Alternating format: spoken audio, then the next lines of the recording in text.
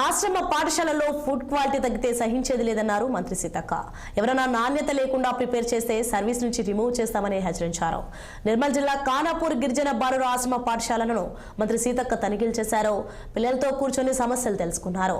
Menu ప్రకారం ఆహారం పెడుతున్నారా లేదా అని ఆరా తీశారు. భవిష్యత్పై కాసేపు వివరిస్తూ టీచర్ గా మారారు సీతక్క. పిల్లలతో ఆమె భోజనం చేశారు. ప్రభుత్వం మెనూ ధరలను పెంచిందన్న సీతక్క మళ్లీ త్వరలో వస్తానని మెనూలో మార్పు రావాలని సూచించారు. కింది స్థాయి నుంచి హాస్టల్ లైఫ్ నుంచి వచ్చిన వాళ్ళే చాలా వరకు ఏరియాలలో వెనకట అంతా మన ఏజ్ గ్రూప్స్ అంతా కాబట్టి మన రోజులు వేరు. ఇప్పుడు మారుతున్న పరిస్థితులు, పిల్లలు ఇవన్నీ వాళ్ళ ఆరోగ్యాలు ఇవన్నీ దృష్టిలో పెట్టుకొని ఎంత అయితే మన గవర్నమెంట్ నుంచి మనకు ఖర్చు వస్తుందో అది ఖచ్చితంగా అది చేరాలి పిల్లలు. అది వదిలిపెట్టేది లేదు. అందరం కూడా దీని మీద ముఖ్యమంత్రి గారు కూడా స్పెషల్గా కేర్ తీసుకొని ఈ ఛార్జెస్ కూడా ఇంత ఆర్థిక ఇబ్బందులు ఉన్నా కూడా డైట్ ఛార్జెస్ కానీ కాస్మెటిక్ ఛార్జెస్ కానీ